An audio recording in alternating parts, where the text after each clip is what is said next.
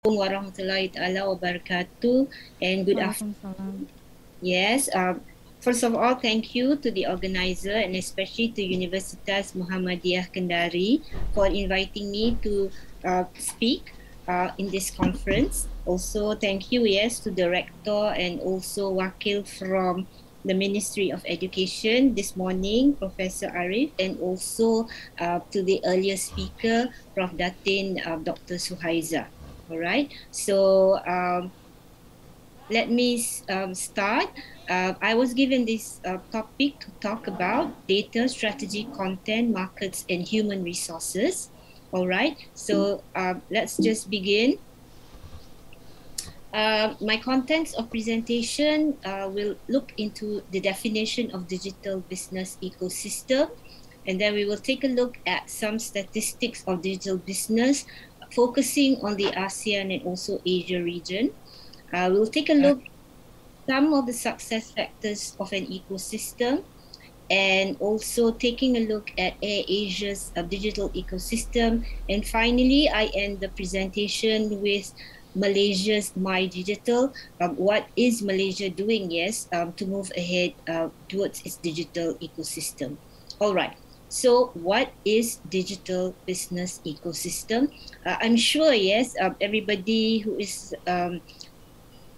in any country today will actually perform, what shall we say here, a transaction, be it a platform in any kind of platform, right? So as a result of that, when we talk about what is a digital business ecosystem, it's a digital ecosystem that is a group of interconnected technology resources that can function as a, what shall we say here, sorry, okay, that can function as a unit. All right, so a digital ecosystem is made up of course, suppliers, customers, trading partners, applications, and third-party data service providers and all respective technologies. And a digital business, yes, any form of it, it's also actually a business model, and currently it is the most profitable business model. Moving on. Okay, this is just infographics for everybody's easy looking and talking about and looking at what an ecosystem is made up. An ecosystem, if you look here, we have a market where there are products and services. It's a shared economy, and also a value system, like the earlier presenter that spoke on value chain. Yes, in an ecosystem, the value chain, that means the people or the network of shops are very, very important. And of course, in your ecosystems, you have platform. And this is when you use your social media, your mobile apps, your cloud, your internet, and also your APIs. And of course, the ecosystem must have here what we call value partners. And in your value partners, they consist of suppliers, customers, employees, developers, manufacturers, connected devices, and of course, your data sources. All right, so this is the most famous ecosystem, digital ecosystem. We are looking a look at Amazon. Yes, it has many things in there, right? For everybody's knowledge, and I'm sure you all also know, Amazon started out just selling books. However, it has evolved, right? And if you look at the different things that are in its ecosystem, it consists of advertising, marketing services, payments. In the Amazon ecosystem, you have even music, food, you have even TV channels here, you have robotics, and many, many other things, right? If you look there inside the circle, it says, yes, this illustration is just a snapshot of 43 subsidiaries Amazon has in 2020. All right. So now we take a look, yes, at some statistics on ASEAN and Asia Pacific countries, and why we need to look at this, yes, because the ASEAN and the Asia Pacific countries will be, yes, the next place to actually grow. Okay, so why are ASEAN, especially ASEAN in a nutshell, important? Because if you look here, ASEAN's long-term growth will be driven by its sound fundamentals, including its rising middle class, defined by daily expenditure of US 10 to US 100. Yeah, so the ASEAN countries, especially, we have a rising middle class. Okay, sorry about that. 65% of the region's population is expected to be middle class by 2030, which is not far away, with 60% under 35 years of age. So let's reflect back on this morning. I think when Prof. Arif said that even in Indonesia, you have a very young population. So it's the same with most ASEAN countries as well. So the population is just under 35 years of age, and it's also expected to be into the middle class.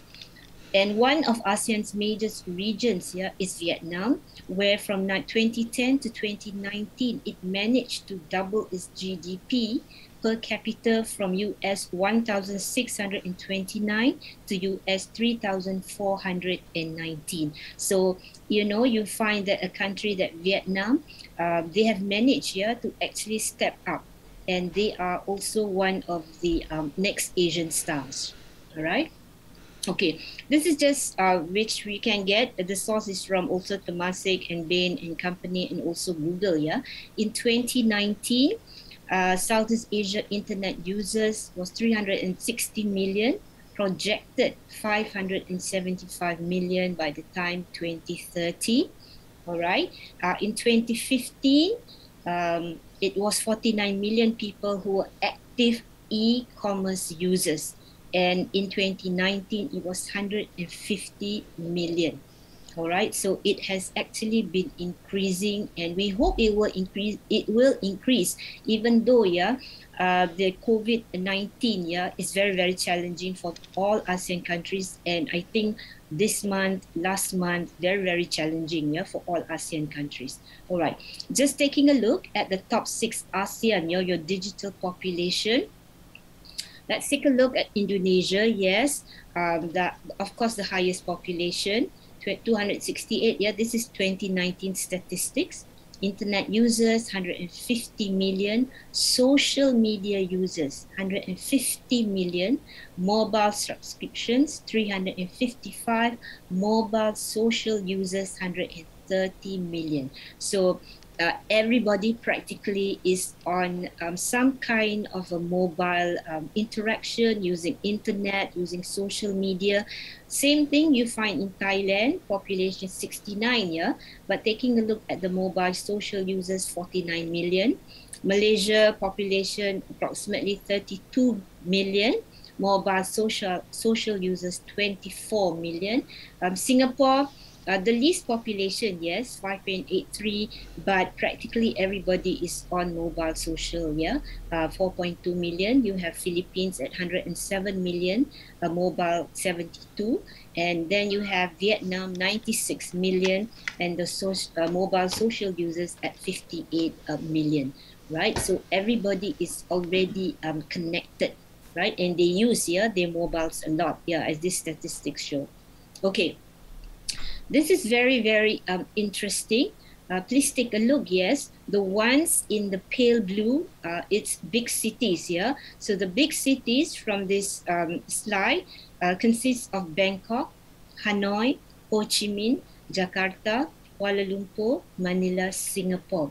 In 2019, the gross merchandise value was at 100 billion, and 52% were actually from, what shall we say here, big cities, right? And 48% other areas. Okay, it is projected by in 2025, yes, that the big cities here is not where the gross merchandise value is coming in, but it will be other areas. So the big cities will not be where most of the merchandise will be bought.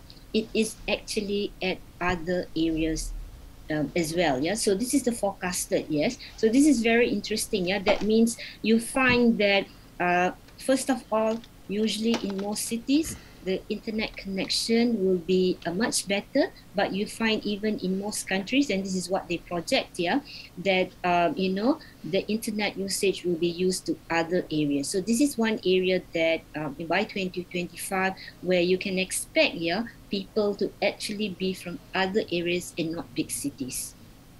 Okay, moving on. Okay, Southeast Asia to be the fastest growing internet market in the world, 480 million by 2020. Indonesia, the fastest growing nation in the world. So give you all yourselves a clap there. Yeah, your country is the fastest growing nation for internet market here. So these are the others. You can. It's quite easy to look at this. So you find Thailand also. Sort of increasing, most countries increasing, yes, here, and Malaysia also increasing as well. All right. This is once again, just quite repetitive. Their gross merchandise value here. If you look here, the lighter colors are 2015, and each country has actually grown. Okay, in 2019 you see a growth, and in 2025 we project it will be even bigger. Yeah, look at Indonesia. Yeah, 133 billion, right? Increasing, so much. Okay, Malaysia 26 billion, because our population is not as huge as Indonesia. You have Philippines at 25 billion, Singapore 27 billion, Thailand 50 billion, and Vietnam at 43 billion. Yeah, so Vietnam is really rising in there. If you look in 2015, 3 billion. In 2019, 12 billion, but by the time we project 2025, we will be 43 billion there. Right, so this is the internet economy, really going, really expanding, in terms of growth. All right. Because of that, just to share with you, even the ASEAN countries, there is what they call an ASEAN digital plan, or they call it ASEAN Digital Master Plan. You can Google and you'll find what it is all about, right?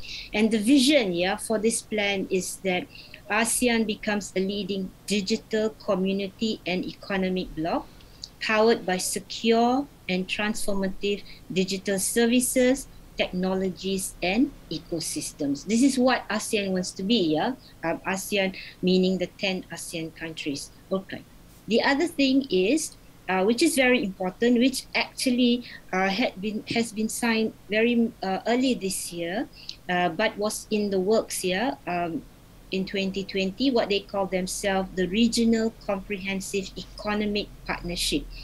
This is a trade partnership with all the 10 ASEAN countries and 5 partner countries. So this is like a very good, good would be, maybe I should find a better word, but it's good to have, this partnership, 10 ASEAN countries and the 5 countries. All right.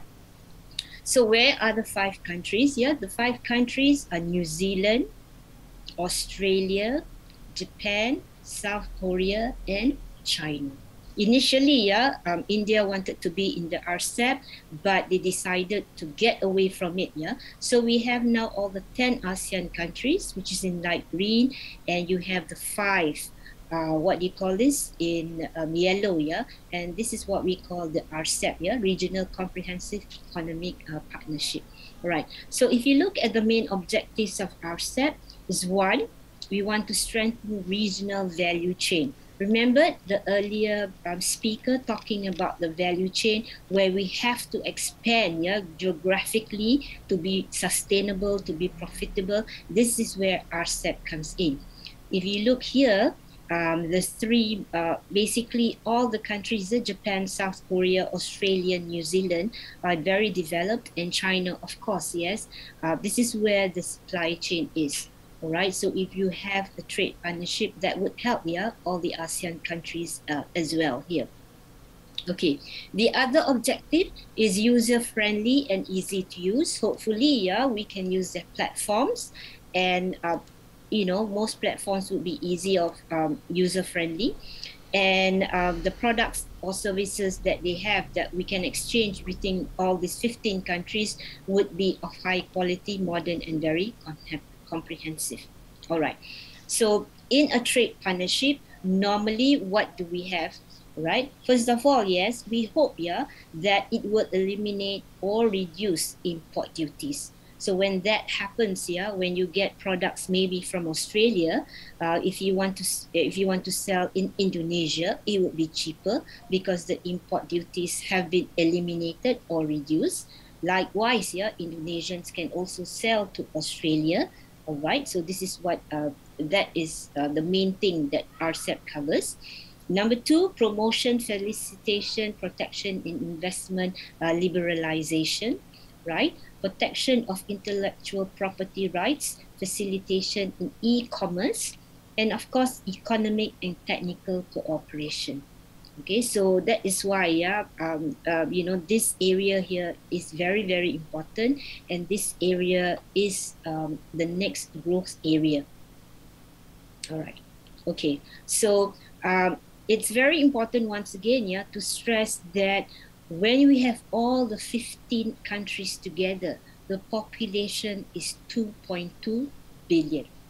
That's a huge population, all right?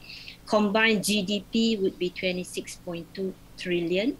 The share of the global trade, yes, is 28% of the total share of the global trade, and the share of the global economic output, it's 30%. All right, so this area alone, yes, these 15 countries, all right, will account for 30% of the global economic output. So it's very, very important. So ASEAN and also the other 5 countries must really work together. All right. Okay, so that's why this area I emphasize on. It's the potential or the next potential growth area. All right. So just briefly, when we talk about digital ecosystems and looking at some ecosystems that we have, all right, and also a comparison, the success factors is what, in terms of content, you must actually focus on the customer. So we call that customer-centric perspective. When you're doing your content for digital, yes, you must first of all understand your customers. And of course, you need to anticipate who your customers are. Remember, even the earlier speaker, even Prof. Arif was saying, yes, you have a very young population in Indonesia and even in Malaysia, right? So when you actually do content for your digital platform, you must always think of that. I think the trend now, everywhere would be the TikTok. But that appeals to the young generation, right? But, you must make sure that when you do your content, you must also focus, yes, on value proposition.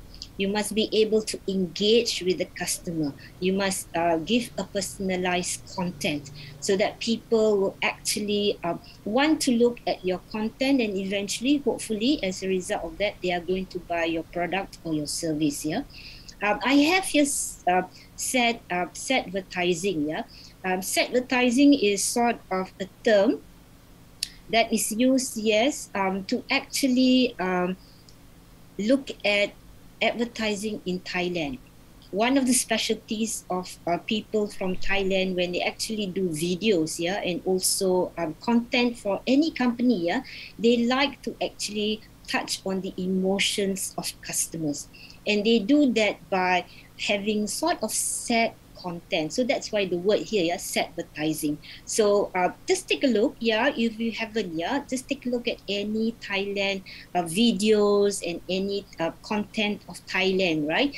They always have a very, what shall we say, emotional storyline.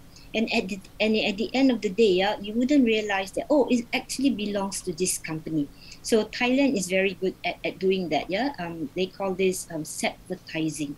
Okay, the next success factor of a digital ecosystem, it has to be data driven. Look at your data, look at your customer base. Use data analytics to know your customer. Who are they?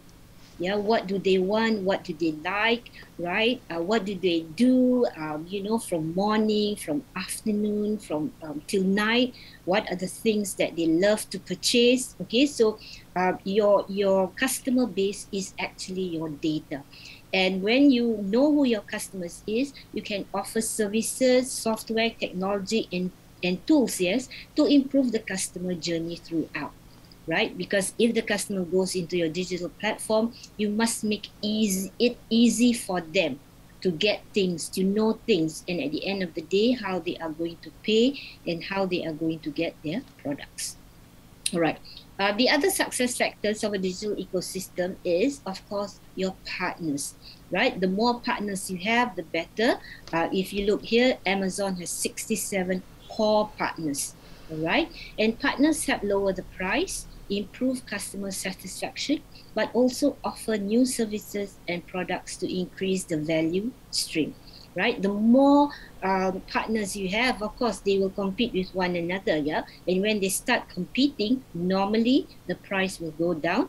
And who benefits? The customers. Because if you are a customer, right, and today, especially with COVID, yeah, I want to get a good price for my product, but it has also to be a quality price. So that's why, yeah, having good partners, this is also important. And when you have partners here, you also have to look at how you want to improve the customer satisfaction.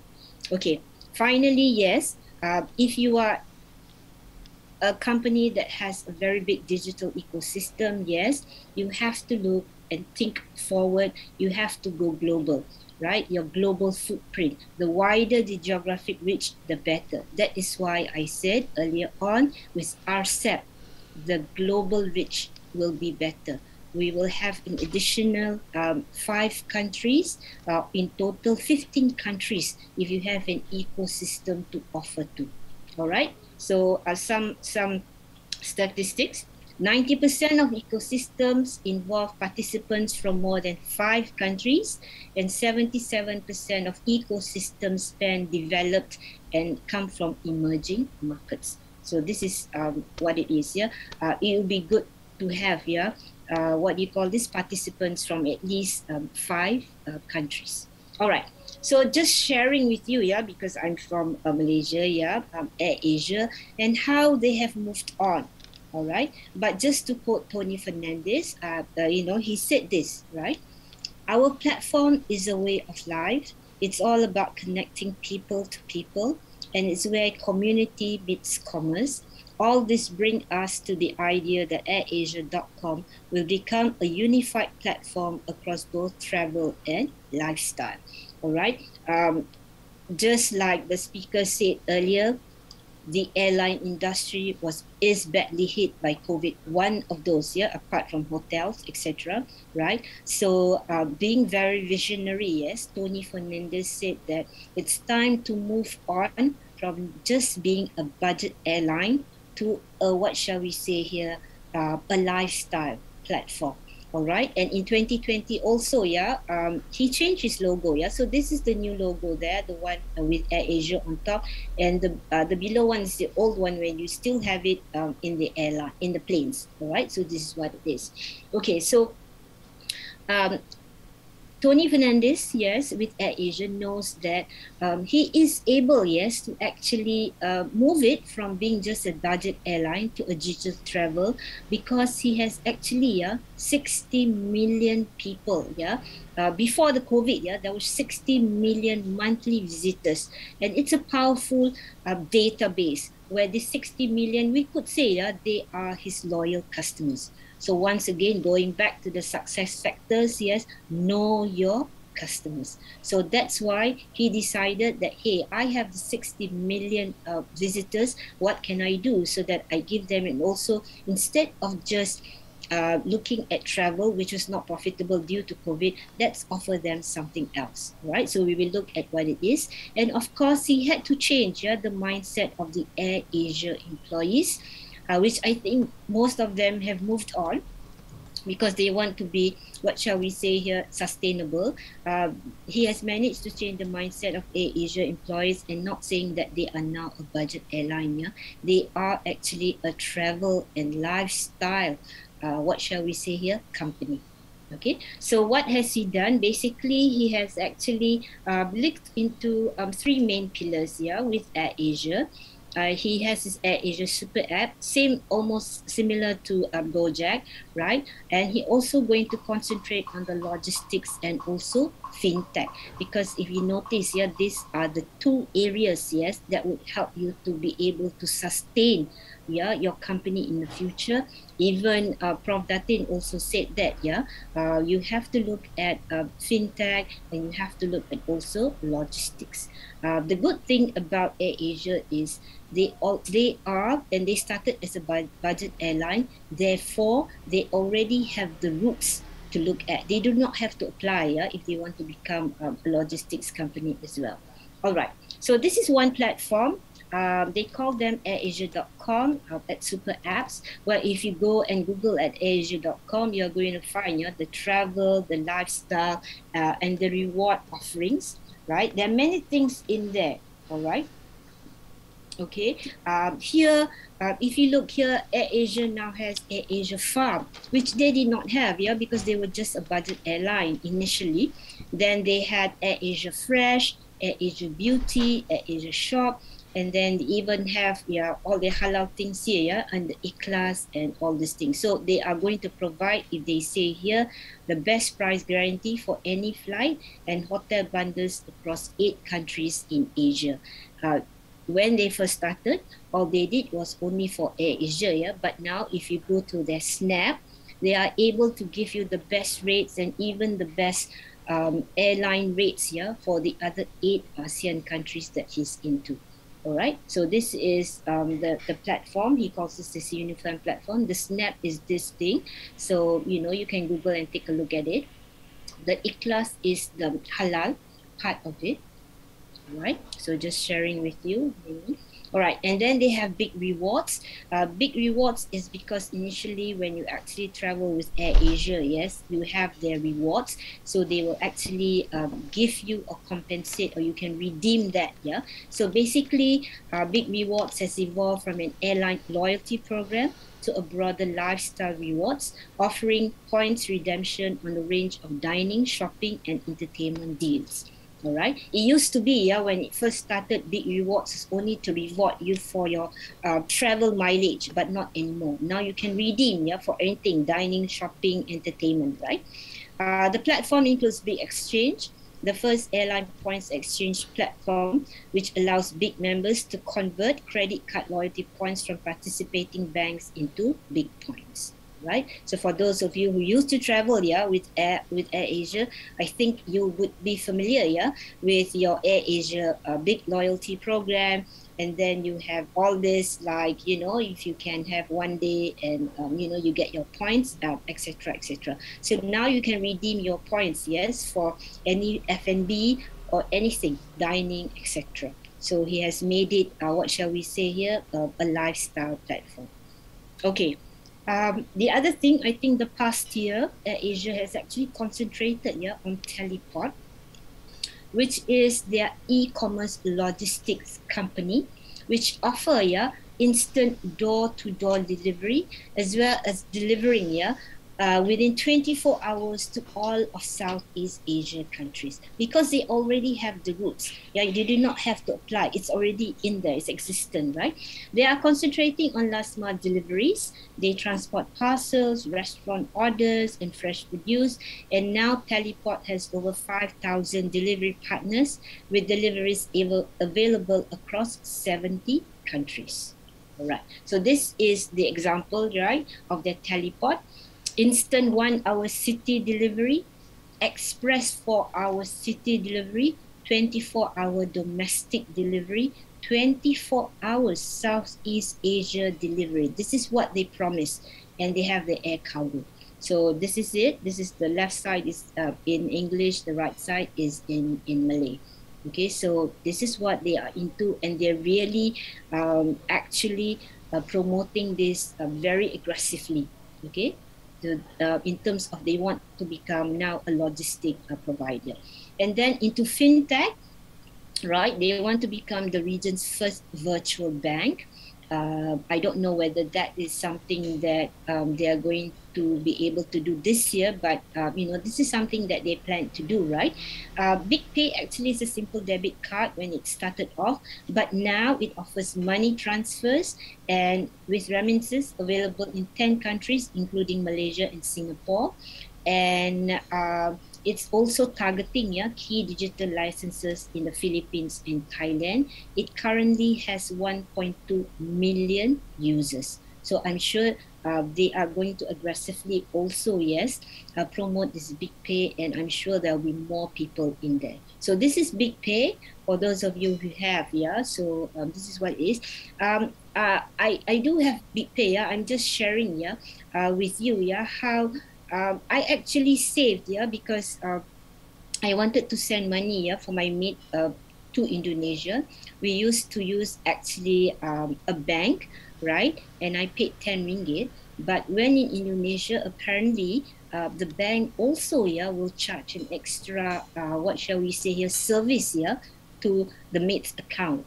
Which I think was relatively quite high. So in the end, I just used Big Pay and transferred money into her account, and she was not charged. And the bank, and she did not get any charges. She was not asked to pay extra, right? So with Big Pay, it saved a lot. It saved a lot. Okay, so this is what it is. And if I send now, let's say around 1 something, and she will get it into her account, I think within 2 hours. All right, so that's to me very, very convenient, this Big Pay here. All right, so just sharing with you, their latest digital strategy. They acquired Indonesia's Gojek's business in Thailand. And this is what they did last month, right? And they wanted to have, what shall we say here, delivery hailing set up, instead of setting up, they bought Gojek's business in Thailand. So that gave them access to the hailing business in Thailand. All right, so this is as a result of that, the super app will actually expand as well. Okay, so this is what it is.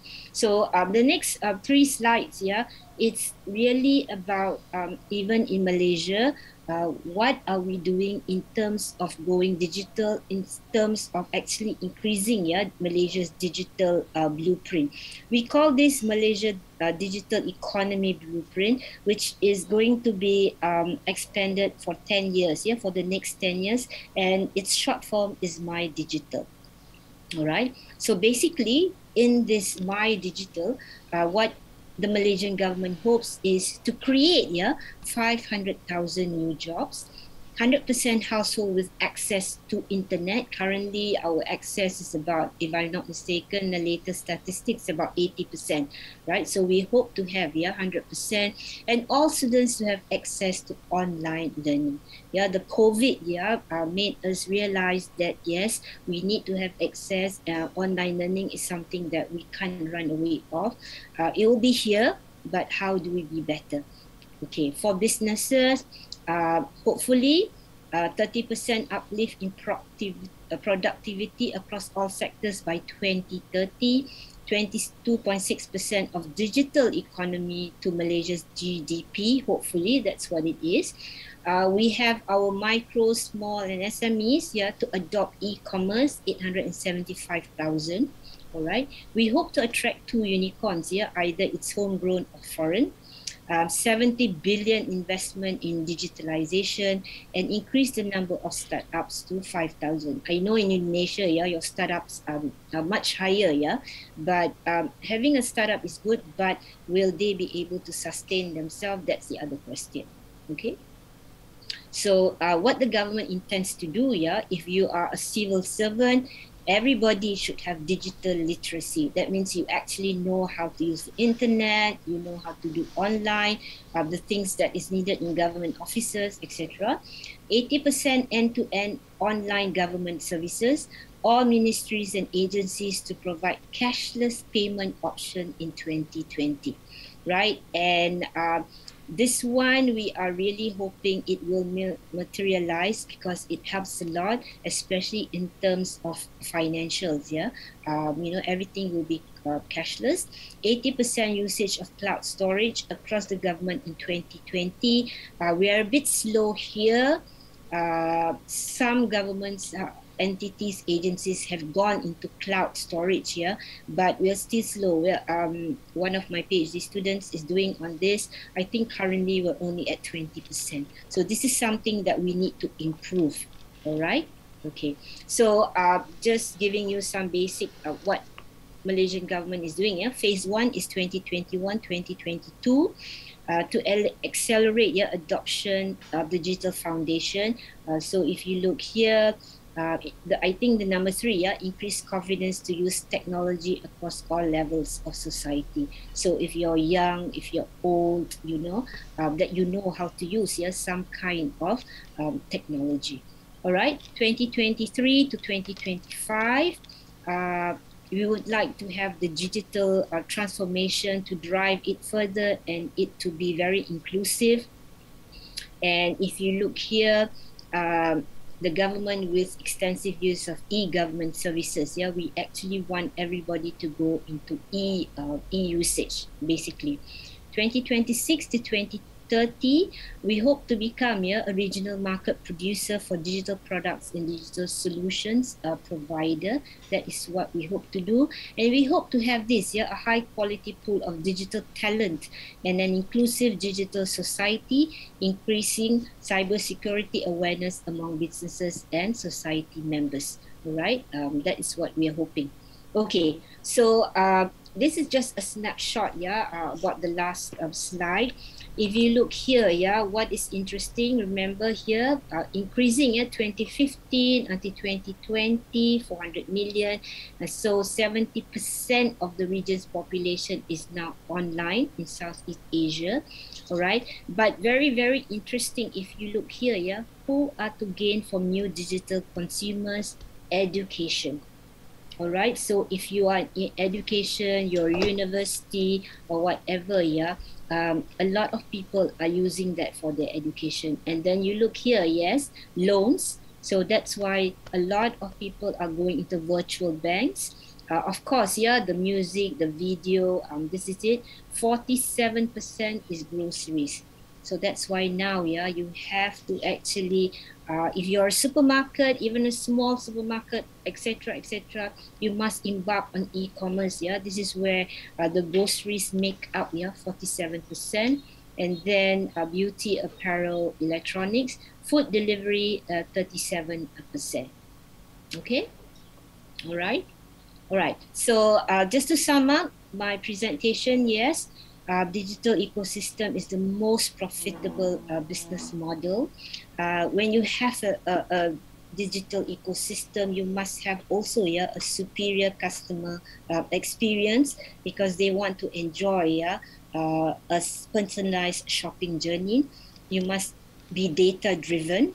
You must have many good value partners. And of course, lastly, if you have a digital ecosystem, the vision is always to go global. All right. So with that, I end my presentation. Thank you for listening. Yes. Okay. Okay, thank you so much.